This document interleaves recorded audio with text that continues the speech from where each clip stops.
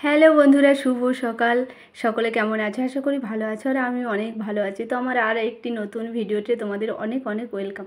চলো, আজকে আমি তোমাদেরকে আমাদের গাছে যে সমস্ত তরমুজগুলো ধরেছে, তো এর আগে একটা কেটেছিলাম, ওটা তো সুন্দর পেকে গিয়েছিল, আর এটা পেকেছে কিনা জানি না।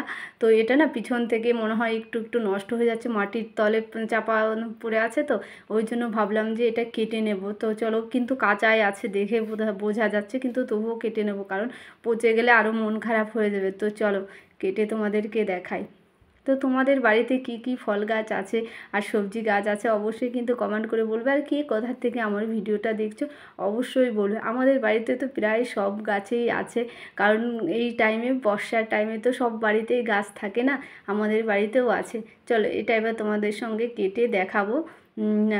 এটার ভিতরে কাঁচা আছে না পাকা আছে, আমার তো মনে হচ্ছে কাঁচা আছে। দেখো পুরো গাটা সবুজ হয়ে আছে, এটা পাকেনি মনে হচ্ছে, তবুও কেটে নিলাম এই জন্যই যে দেখো অনেকটা জায়গায় এটা না খারাপ হয়ে গেছে, পিছন থেকে মন একটু নরম হয়ে গেছে এই সাইডটাতে, ওই জন্য কেটে নিয়ে আসলাম।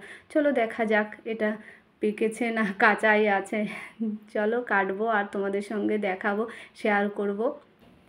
যদি কাঁচা থাকে তো এটাকে ঝোল বানিয়ে খেয়ে নেবো, চাল কুমড়োর মতো।